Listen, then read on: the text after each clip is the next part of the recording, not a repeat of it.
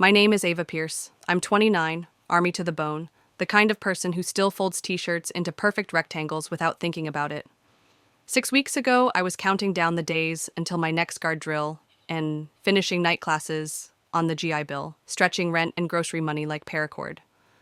Then a single appointment changed my life and set my family on fire. I wasn't raised in a house where people said "I love you" into the void and hoped it stuck.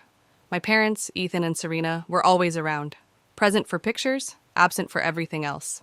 The man who actually raised me was my grandfather, Colonel James Whitaker, U.S. Army, retired.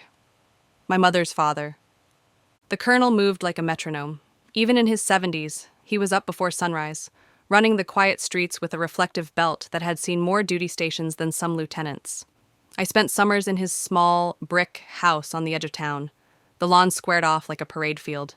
He taught me how to pace count on a trail, how to stay calm when radios cut out, how to clean a mess kit so it shines. He'd finish a story with, "Kid, never confuse loud with strong." Then pour 2 coffees, one for him, one decaf for me, and sit until the steam disappeared. He didn't talk much about money, but after he retired, he consulted for a supply chain company that grew fast, Whitaker and North Logistics, and later invested in warehousing and regional trucking. "Same skill set," he said once. "Right gear, right place, right time." I assumed that meant he lived comfortably, maybe had more than the average pension. I never, not once, thought fortune. He died on a Tuesday. No car crash, no drawn-out hospital stay.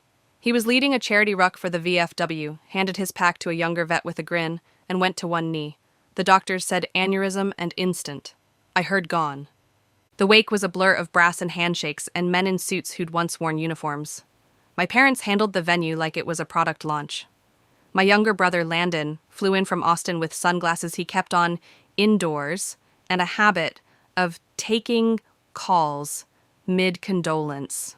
My aunt, Marissa, arrived late, wept loud, then asked the funeral director for something tasteful but elevated. Her husband, Todd, nodded at appropriate moments and avoided eye contact with anyone who might require an opinion. After the burial, a stiff white card appeared in my mailbox. Reading of the last will and testament of Colonel James Whitaker, Friday, 9 a.m. The law firm's letterhead was embossed, the kind of paper you don't throw away even if you intend to. I took the morning off from class and pressed my uniform skirt because grief makes me default to ironed edges. The firm sat in an old bank building downtown, vault door still there, polished to a shine.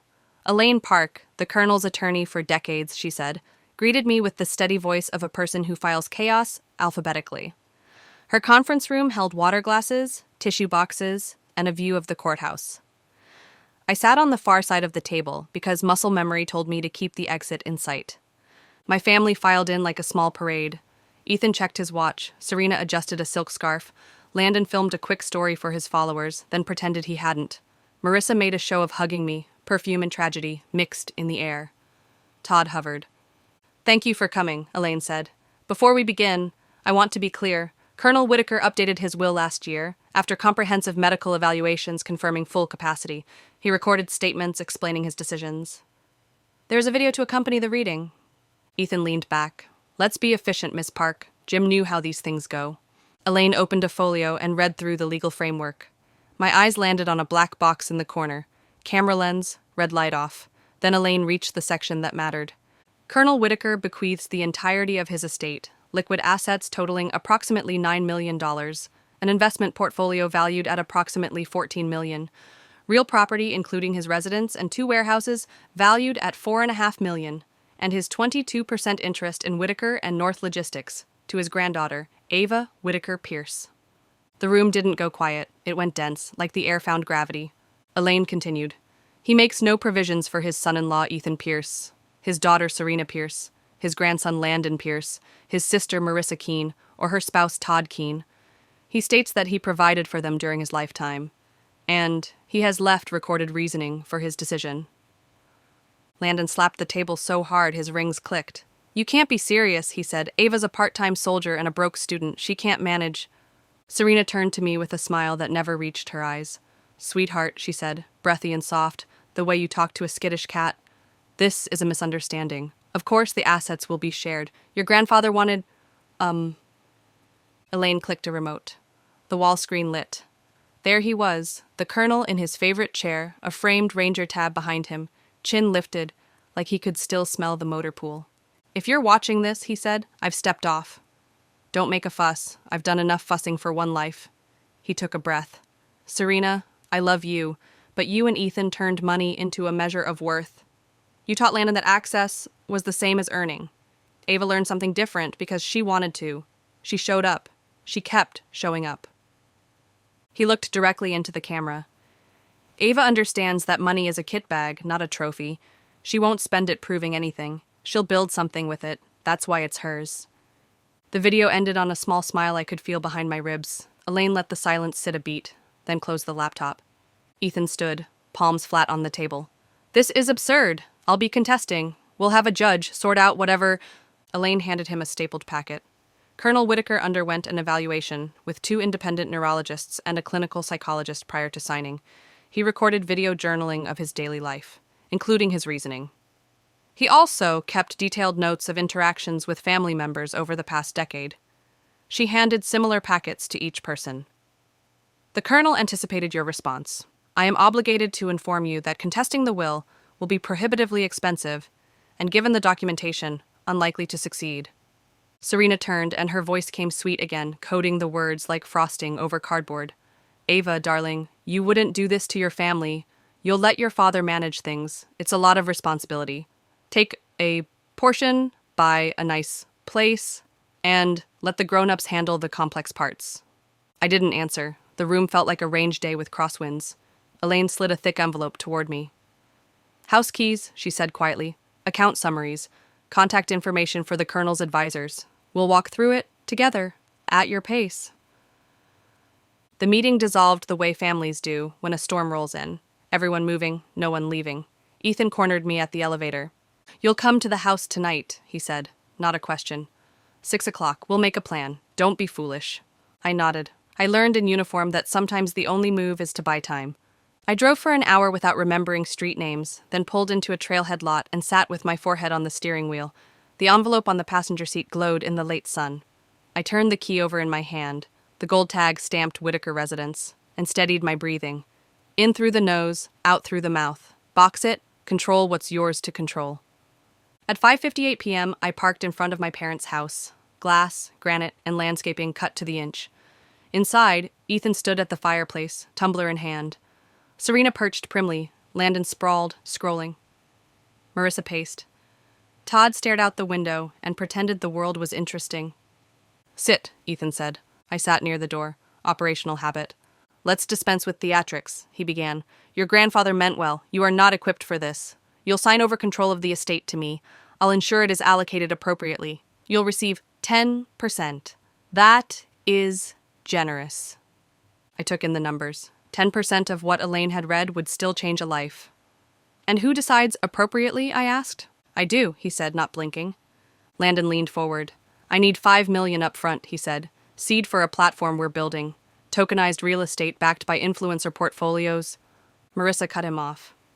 "The house should come to me, Ava. It's best for hosting. We'll make it an event space for the charity circuit. Your grandfather would have wanted it used." I felt the old anger rise, the quiet, cold kind I learned to tame on long rucks. Serena's voice sharpened. "After everything we've paid for," she said, counting on manicured fingers. "Private school, dance classes you were never good at, tutors. You owe this family, Ava. Don't be selfish." They moved so fast I almost admired it. While Ethan called their attorney, Landon opened a laptop and drafted transfer language. Serena texted a jeweler about evaluating heirlooms. Marissa pulled up real estate listings. They didn't ask what I wanted. They didn't ask what he wanted. It was all calculus and acquisition, like sitting in a Tossie listening to people plan a mission they hadn't reconned. At 10:20 p.m., Ethan slid a printout across the coffee table. "Sign," he said, pen already uncapped. I read. The paper gave him full authority over current and future assets and left me a discretionary portion at his sole judgment. It was vague by design. "No," I said. The room stilled in a way that felt familiar, the second before a breach charge detonates. "What did you say?" Ethan asked. I said no. I kept my voice level. Calm is harder to argue with. Serena went for a new tactic, the weaponized tremble. "You're tearing this family apart," she said, "for money." "You're the ones tearing," I said, "for money." Ethan's jaw set. You need to choose, he said. Sign and be part of this family or walk out and never come back. I stared at the hearth for a moment, at the glass-smooth stone you can't rest your hand on without leaving a mark. You keep telling me I owe you, I said.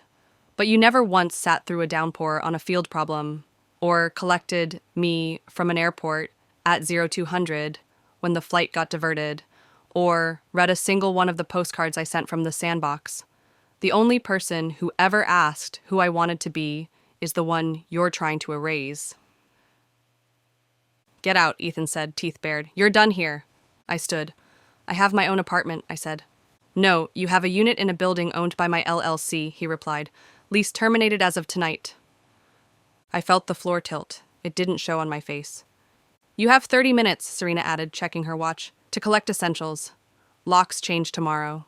I packed like I'd trained. Ruck, duffel, go bag, boots, documents, a sweatshirt, the necklace the colonel had given me on my commissioning day. Landon followed me with his phone out, narrating for friends who would watch it like content, not cruelty. Ethan stood in the hallway, arms folded. Serena asked the housekeeper to make a donation box for whatever Ava leaves. At the door, Serena said, Money comes and goes. Family is forever. I looked at her, tired all the way through. Family shows up, I said. Forever is the part where you do. I drove with the envelope in the passenger seat like it could slide away if I didn't watch it. The colonel's house sat quiet under a moon that looked like it had been scrubbed for inspection. The porch light was on, his timer still faithful. The door key turned with that old brass weight. The air inside smelled like lemon oil and clean cotton, and without thinking, I stepped left to clear the entryway, just like he taught me. I went to the guest room I'd always used. My last dog-eared paperback waited on the nightstand, bookmark tucked at chapter 12. In the morning, the house felt like a museum. Every object had a story. I stood at the kitchen counter and ate cereal from a mug, because the bowls looked too tidy to disturb, and stared at the refrigerator magnets collected from bases I'd visited, or he had. Benning, Bragg, Hood, Polk. He'd pinned a grocery list to the freezer. Coffee, oat milk for Ava, box of nails. The handwriting made my throat go hot. My phone lit up like a flare. Threats wrapped in pleasantries from Ethan, effusive appeals from Serena, a single text from Landon. We're coming by tomorrow at 10 to collect our things. Don't be weird. I didn't answer. I forwarded the messages to Elaine. She called immediately and said, Stay put. I'm on my way. It was 8:10. She arrived by 8:40 with a briefcase, 2 coffees, and the exact kind of controlled urgency that makes soldiers pick up speed. You're not alone, she said as we sat at the breakfast table. Your grandfather prepared for this. He left a network as deliberately as he left assets. A soft knock sounded at the back door. That will be Mr. Boone, Elaine said. Cal Boone had been the colonel's groundskeeper and fixer of all things that stop working at exactly the wrong time. 50-something, shoulders like a barn door, eyes as kind as a chaplain's. Behind him, in the crisp winter sun, stood the small guest house the colonel had built and rented at below-market rates to veterans who needed a step between deployments and civilian life. Ma'am, Cal said to me, Colonel asked me to look in on you if it ever came to this. He put a brown envelope on the table, keys, deed, stapled forms. Your grandfather bought you a small cottage out near the reservoir 5 years ago, he said. Kept it in a separate trust. I've been keeping an eye on it. No one else knows. If you need to leave here, it's ready. Relief came like warm air after a cold jump. I hadn't even known I was shivering. One by one, the colonel's people arrived, summoned by texts and long-standing promises.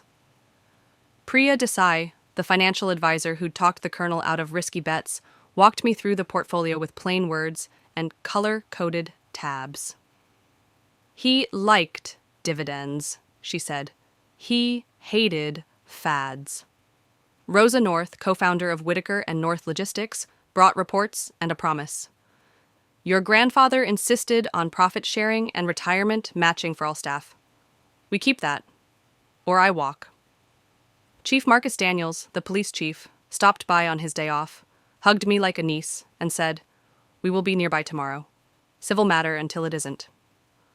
Then Sergeant Major Aaron Reed arrived, the colonel's old right hand from a lifetime of field problems and command post tents. Reed still stood like a flagpole. He set a battered green notebook on the table. He kept notes, Reed said, about everything. After action, family, the garden, the mower. The last section is about contingencies. He knew this was coming. We turned pages. The colonel had logged conversations with Ethan the way he'd logged ammo and fuel, dates, times, asks, requests for loans, for introductions, for favors. He had printed emails where Serena called his house embarrassingly plain, and then requested the Cartier timepiece because it's just sitting there. He had documented the time Landon pitched a crypto co-working yacht and called him obsolete when he said no. Cal pulled up security footage from the day of the funeral, clips saved to the cloud because the colonel had stopped trusting Ethan's original system years ago. In one video, Serena slid jewelry boxes into her handbag while telling a cousin she was making sure nothing gets lost. In another, Landon pocketed a watch and whispered, "They won't miss it." Elaine assembled all of it like a barracks inspection. Neat piles, labels, copies. "If they attempt entry or removal tomorrow, they will be met with process," she said. She handed me a stack of papers, cease and desist notices, trespass warnings already drafted, and temporary protective order paperwork ready to file if needed. That evening, Dorothy Alvarez, who had cleaned the colonel's house for 20 years and had been feeding me since I was 12, came through the back door with a casserole and that look older women save for kids who've been brave too long. "Eat," she said, pressing a fork into my hand. Then she disappeared into the laundry room and returned with a small fireproof box. "Your grandfather told me to give you this if your mama ever tried anything after he was gone," she said. Inside, letters. Serena's to the colonel, asking for money. The colonel's to me, unsent. One of them read, "If you ever need permission to choose your own peace, consider this it." I folded the paper like it might crack. At 9:42 the next morning, the long driveway began to fill. Ethan's black sedan, Serena's white SUV, Marissa and Todd in a convertible that looked allergic to practicality, Landon's candy red sports car, loud in both sound and intent. Cal opened the front door before they could ring. "Miss Ava is expecting you," he said, not moving aside an inch. They swept into the foyer and stopped short. We were ready. Elaine to my right, Reed behind me like a spine, Priya and Rosa at the dining table with laptops open. Chief Daniels stood near the mantel in a polo shirt, and the kind of calm that says police whether you can see the badge or not. Behind them, Judge Olivia Grant, retired JAG and family friend, sat straight-backed, hands folded. "What is this?" Serena demanded. "Some sort of ambush?" "It's called support," I said. Ethan adopted his boardroom voice. "We are here to collect family heirlooms and to correct a mistake," he said. "Ava, stop embarrassing yourself." Elaine handed him a packet. "Here is a notice that the estate is under legal protection," she said. "Here is a list of items removed after the funeral that must be returned today. Here is a cease and desist regarding threats. Here is footage." She nodded to Cal, who tapped the tablet. The screen showed Serena opening the colonel's jewelry drawer, lifting boxes, slipping them into her bag. Her face paled like she'd stepped out of sunshine. "That is taken out of context," Serena said, high and thin. Judge Grant cleared her throat, the sound of order. "Context is for art galleries," she said. "This is evidence. Colonel Whitaker told me about his plans last year. He asked me to be present if things turned ugly. Don't let them." Landon sneered. "You think you can keep all of this? You're not capable? You'll blow it on, what, Boots and Gear, a charity for sad veterans?" Rosa stood, cool as a January morning. "That charity? Paid for your first internship," she said. "Remember who funded your try at competence." Ethan flipped through the packet, and something in his stance faltered. He understood then, maybe for the first time, that this wasn't about browbeating a kid. The walls were lined with the colonel's disciplines. Paper trails, names, dates, signatures, plans. I took a step forward. "Here are the terms under which I'm willing to have a relationship with any of you," I said, handing Serena a single-page document. "Respect the will. Return what you took. Stop contacting me about money. If you want to talk, use words that don't begin with 'you owe me.'" "Or what?" Landon said. "Or we proceed with criminal complaints and civil actions," Elaine replied. "And every item in these packets becomes public record." Chief Daniels nodded politely. "I'm here as a friend," he said. "But if someone tries to remove property today, I'll be here as the chief." Todd, who had read quietly since he walked in, tugged Marissa's sleeve. "We should go," he whispered. "This isn't winnable." Marissa yanked her arm away and hissed something I won't repeat. Ethan placed the packet on the console table with exaggerated care. as though any sudden movement might make things explode. He looked at me, and there was calculation in his eyes, but also, just for a second, the edge of doubt. "This isn't over," he said. "It's over if you let it be," I said. "You decide." They left in a flurry of expensive fabric and unspoken words. Dorothy emerged with coffee and a tray like she was cleansing the air. People hugged me, awkward, sincere, the way folks hug after surviving something together. I didn't feel triumph. I felt tired. Standing your ground is heavy. The next months moved like a long road march, relentless, forward. Paperwork and meetings, signatures and hard choices. I learned the portfolio with Priya until I could recite the holdings like a phonetic alphabet. With Rosa, I sat in the W&N break room and listened more than I spoke. The company had grown to more than 100 employees across 2 states, and half a dozen told me how the colonel had loaned them money for a first down payment or quietly paid for a kid's braces. We kept profit sharing, improved retirement matching by a percentage point, and created a new paid apprenticeship for vets and spouses, the Whitaker Pathways program. I moved into the colonel's bedroom and didn't sleep there for 2 weeks. Grief has a schedule no commander could enforce.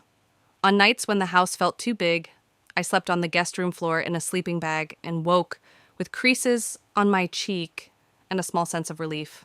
My body remembered that even a hard surface can be safe. With Elaine's help, I launched a foundation in the colonel's name, the Whitaker Valor Fund. 10 million seeded it. We wrote checks with structure, not sentiment, scholarships for military kids, grants for vocational programs, emergency assistance funds for guard soldiers lost between paychecks. I kept my guard slot and taught an evening resilience workshop on base twice a month.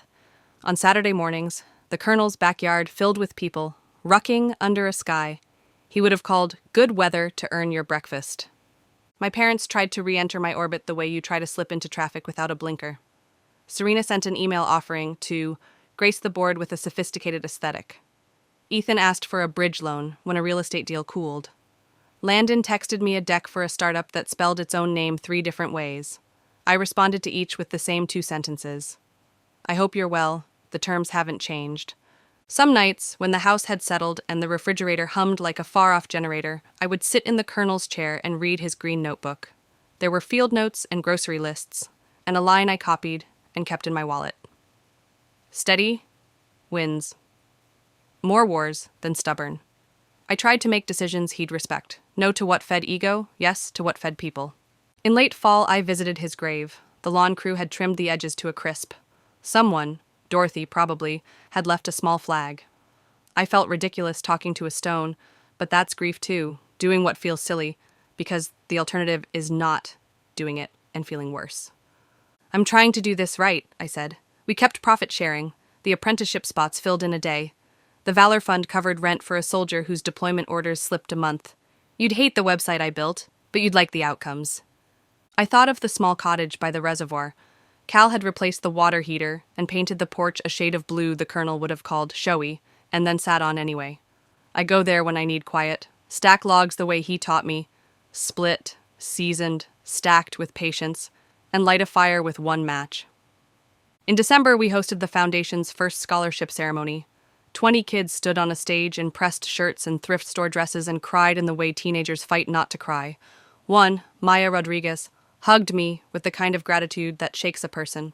My mom keeps saying she can breathe for the first time, she said into my shoulder. Good, I said, thinking of the colonel's words. Money is a kit bag. Fill it with the right things and it carries. I wish I could tell you the rest of my family changed. Sometimes people do. More often, they don't. They stopped threatening lawsuits when their attorneys explained discovery. They returned the jewelry after Elaine sent 2 letters and 1 draft of a criminal complaint. They still send holiday texts that read like invoices and invitations to events that cost $1,000 a plate. I keep my boundaries like I keep my uniforms. Laundered, pressed, ready. On the first warm evening of spring, Reed and I sat on the back steps sipping coffee. The yard smelled like cut grass and a storm that had changed its mind. He watched a pair of kids from the apprenticeship program play fetch with Cal's old dog. He'd be proud, Reed said. Maybe, I said. I hope. He would, Reed said again in the voice of someone who has carried too many assurances to too many graves to waste one. I looked at the house, the porch light, the clean windows, the kitchen where Dorothy scolds me for leaving knives in the sink. I listened to my phone buzzing in the other room and didn't get up to check it. Somewhere, a train horn took its time, crossing town. I breathed in, breathed out. Box it, carry it, put it down when you can. If there's a moral, it isn't tidy. Money doesn't change people, it unmasks them. The colonel didn't leave me a jackpot. He left me orders: take care of people, don't get cute, lead. I'm following them as best I can. Some days I get it right. Some days I turn in circles and call it reconnaissance. I still square my corners. I still lay out my clothes the night before. I still run before dawn sometimes, reflective belt catching the streetlights. If I pass someone walking a dog and they nod, I nod back in the quiet way soldiers see each other in the wild, and say everything that needs saying without a word. And when I get home, I make 2 coffees. One for me, one for the space he left, then I get back to work. Did you ever have to hold your ground when the people closest to you tried to push you in a direction you knew was wrong? Share your experiences down in the comments. I'd love to hear how you handled those moments. If this story connected with you, don't forget to like, subscribe, and pass it along to someone who might need the reminder that standing firm is worth it. At the end of the day, real family is built on loyalty and respect, not control or entitlement. Thanks for being here and listening. I hope my story gives you the courage to protect your values and stand tall, no matter the pressure.